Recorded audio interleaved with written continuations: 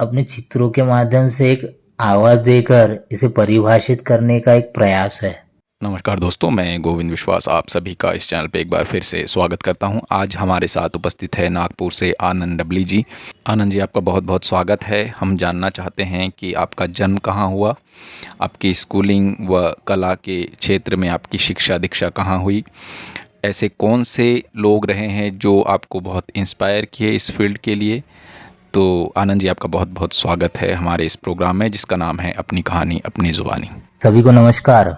मेरा नाम आनंद डबली, नागपुर महाराष्ट्र से।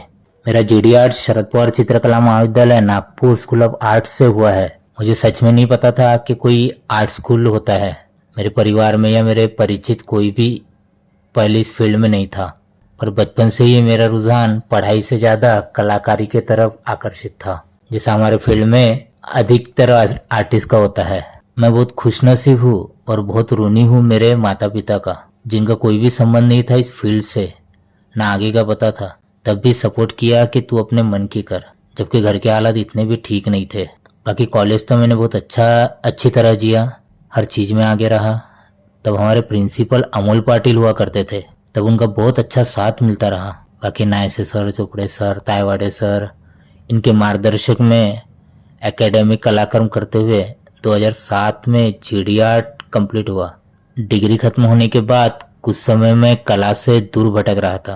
2008 की बात है, एक एक्सीडेंट में ब्रेन की गंभीर चोट के कारण 6-7 महीना बिस्तर पर पड़ा रहा। शरीर पहले जैसा नहीं था, इसलिए मन हमेशा उदास और बेचैन रहता था। तब नागपुर छोड़कर फिर से चित्र निर्मिती कला साधना के लिए कहीं दूर जाने के लिए मेरा मन प्रवृत्त कर रहा था, और आंखों के सामने कई साल पहले देखी हुई एक कलात्मक वास्तु खड़ी होती नजर आती थी, जो फिर से चित्र निर्मिती को पूरक साबित होगी। मध्य प्रदेश, भोपाल का भारत भवन, एक ऐसा कला दालन जो स्वामीनाथन जी द्वारा प्रकृति के सानिध्य में साकार भव्य कला मंदिर, जहाँ के वास्तु की जितनी तारीफ की जाए उतनी कम है।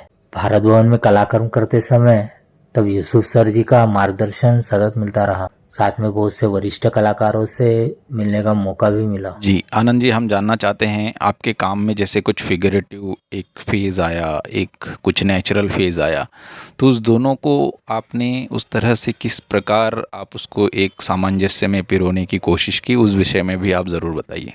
यह सीरीज में मैं भोपाल में ही था। फिगरिटी के साथ नेचर को भी जोड़ने का मन कर रहा था, तो वहाँ रहकर मैंने काम के साथ कैनवास पे काफ़ी एक्सपेरिमेंट किया करता था। मेरी पेंटिंग मानव जीवन की प्रकृति के बारे में थी, जिसमें उन्हें देखना है जो लगातार आनंद की तलाश में है। हमारी आत्मा जो देह में डूबी हुई है, उनके शब्द शरीर की गति से निकलते हैं। मैं शरीर के हर हिस्से की हलचलों में छिपी भाषा को पढ़ने की कोशिश कर रहा था, जैसे आकांक्षा, चैतन्य, आस, तनाव, लालसा, वैराग्य, द्वेष, ये सभी हमारे जीवन में प्रवाहित है। वही इन सब पेंटिंग में प्रकट हो रहे थे। जी आनंद जी, हम जानना चाहते हैं कि आपने बहुत अलग अलग सीरीज़ में काम किए होंगे, ये तो तय है, और कुछ एक्सपेरिमेंट भी आपने किए होंगे। अच्छा, इन सभी कामों के पीछे आपका किस तरह का कॉन्सेप्ट काम करता है, उस विषय में भी आप दर्शकों को ज़रूर अवगत कराइएगा। मेरे काम का कंसेप्ट ऐसे है कि मैं जैसे जैसे जर्नी करते गया, वैसे ही मेरा काम बदलते गया। वहाँ के एटमॉस्फेयर ने या मुझे वहाँ का जो फील अट्रैक्ट कर रहा हो, उसे मैं अपने पेंटिंग में लाने की कोशिश हमेशा करते रहा हूँ। मेरे लाइफ की जर्नी ही मेरा काम का आधार है। ये जो ड्राइंग सीरीज़ की बात करें, तो जब मैं भारत भवन में काम करता था, तब वहाँ के थिएटर में एक ड्रामा हुआ था, उसका नाम द डोरवेल, जिसमें उस लेडी कलाकार का जो सोलो परफॉर्म हुआ, वो मेरे मन मस्तिष्क में एक छवि छोड़ गया, जो इस ड्राइंग श्रृंखला में और पेंटिंग में प्रकट हुए। उसके शब्द, शरीर की गति, हलचल से निकलते भाव, मैं तब शरीर के हर हिस्से की हलचलों में छिपी भाषा को पढ़ने की कोशिश कर रहा था। पर कुछ दिनों बाद यह एहसास हुआ अपने आप में कि मैं इस प्रकार के ड्राइंग में या पेंटिंग में बहुत ही उदासीनता या पीड़ा प्रकट कर रहा हूँ, जिसे देख मैं खुद अस्वस्थ हो रहा था। तो मैंने उसे रोक दिया। मैंने इस सीरीज में काफ़ी ड्राइंग और पेंटिंग किए हैं। तब भारत भवन के रुपाब में इसे लेके प्रदर्शनी भी की है। धीरे धीरे काम को लेके मेरा मन शहर में रहने को नहीं मान रहा था, कहीं वहाँ से भी दूर जाने को था। तो मैं कुछ दिनों के लिए वरिष्ठ चित्रकार आशीष स्वामी जी के साथ उनके गांव बांधवगढ़ नज़दीक लोढ़ा गांव में हो लिया। मुझे बहुत अफसोस है कि वो आज इस दुनिया में नहीं रहे। उनके रचे हुए स्टूडियो में चारों ओर नेचर ही नेचर था। वहाँ फिर मेरे काम के प्रति खोज पूरी होती नजर आई। वहाँ बैगा जनजातियों, आदिवासियों के साथ काम करने का मौका मिला और वहीं से मेरे काम में भी फिर से बदलाव सा आने लगा। जी, क्या ये आपके जीवन का एक टर्निंग पॉइंट रहा? प्रकृति के साथ जीव घटकों को स्टिमुलियस के रूप में अंकित करता रहा। पर जब मैं फिर से भोपाल आया तो शहर के भीड़ भाड़ में रहकर काम नहीं हो रहा था। कुछ सा थम भी गया था। फिर मन किया फिर से कुछ दिन नेचर वाली जगह घूमो। तो हमारे मित्र ग्राफिक आर्टिस्ट आनंद साहू, जो कि छत्तीसगढ़ से है, उनके साथ उनके गांव जाने का प्लान बना। साथ ही बस्तर भी घूमने का मन था। वहाँ के आर्ट और कल्चर के बारे में जानना चाहता था। घूमते घूमते हम खैरागढ़ भी गए, जो मुझे इतना भा गया कि इस गांव के माहौल में रहकर कुछ दिन काम करने का मन बना। तो हमने तुरंत ही वहाँ गांव के आखिरी सिरे में किराए से एक मकान ढूंढ ही लिया, जहाँ से सामने का नज़ारा कम्प्लीटली नेचर, खुला और मनमोहक प्रकृति से भरा हुआ था। फिर भोपाल जाकर सारा सामान समेट खैरागढ़ शिफ्ट हुआ और करीब 1 से 1.5 साल वही एकांत में कला साधना करते रहा। आत्मा में निहित इस मुखवाणी शब्द के अंगों की गति, वास्तविक तनाव को आत्मसात करके और इसे अपने चित्रों के माध्यम से एक आवाज़ देकर इसे परिभाषित करने का एक प्रयास है। सच कहूँ तो कला यह स्वयं को आत्मसात करने का एक साधन है। यह दुनिया को उसके सभी अंगों के साथ देखने की कला है। खैरागढ़ में काम करते हुए मेरे पेंटिंग प्रकृति के साथ मानव जीवन के स्वभाव को उसके अंदर देखने की थी।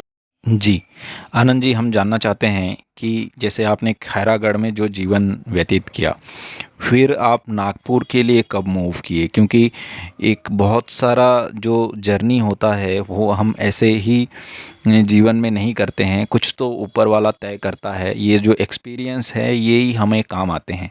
तो इसका अनुभव जो है वो पेंटिंग के ज़रिए ही व्यक्त होता है, मुझे ऐसा लगता है। आप इस विषय में क्या कहना चाहेंगे? खैरागढ़ से वापस मुझे अपने घर नागपुर आना पड़ा, माता पिता के पास, क्योंकि वह एक ठहराव था, कर्तव्य था। जगह बदलने के कारण फिर से मेरे काम में बदलाव आने लगा। पहले जैसा काम नहीं हो रहा था। मैंने हमेशा मेरे काम में गौर किया कि वो नेचर, प्रकृति के तरफ जाने को आकर्षित करता है, और अगर मैं उसकी ना सुनूं तो वो बनना बंद सा हो जाता था।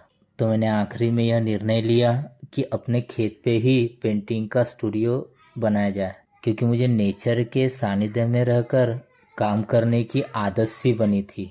और मेरे पेंटिंग का कंसेप्ट जो कुछ मांगता है वो सब कुछ मैंने वहाँ पाया। और फिर इसी कारण एक अमूर्तन की शुरुआत होने लगी। मेरी पेंटिंग केवल कैनवास पर रंगों के आवेदन नहीं है, लेकिन प्रकृति के अनदेखी और अनसुनी हिस्से के करीब टेक्सचर के माध्यम से पहुँचने की यह एक प्रक्रिया है। यह एक सच्चे प्रयास है जो मेरी कल्पना दुनिया की प्रकृति को रिप्रेजेंट करती है। मैं प्रकृति के मैग्नीफाइड इम्प्रेशन को देखने की कोशिश करता हूँ, जहाँ रंग मौजूद है लेकिन विखंडित छोटे कणों के रूप में। विकृत बनावट, टोन, रेखा, टेक्सचर और सभी समय मेरे इंद्रियों द्वारा नियंत्रित है कि मेरी पेंटिंग प्रकृति रंगों से भरी है। इसमें हजारों छोटे छोटे रूप, आकार, स्वर और टेक्सचर है, और उनमें प्रत्येक का मेरे लिए एक अर्थ है। इसलिए मैं इसे इनवर्ड जर्नी ऑफ नेचर, प्रकृति के भीतर की यात्रा संबोधने लगा। जी, एक सिंपल सा सवाल है, कला आपके लिए क्या है? उसे आप किस तरह समझते हैं? मेरे लिए कला दैनिक अनुष्ठान बन गई है। जब भी मैं पेंट करता हूँ मैं नेचर में खो जाता हूँ, और हर बार जब मैं पेंट करता हूँ उसमें मुझे अपूर्णता का एहसास भी होता है। मैंने अब तक सैकड़ों चित्रों को चित्रित किया है और मैं भाग्यशाली हूँ कि मैं फ्रीलांस चित्रकार जी रहा हूँ। जी आनंद जी, आपने बहुत खूबसूरत बात कही है और इसी के साथ हम अब अंतिम प्रश्न की ओर आगे बढ़ते हैं कि एक कलाकार जो इस फील्ड में है, जो पढ़ के अभी पास आउट होके निकला है, वह इस फील्ड में पढ़ाई कर रहे हैं अपने, उनके लिए आप क्या संदेश देना चाहते हैं?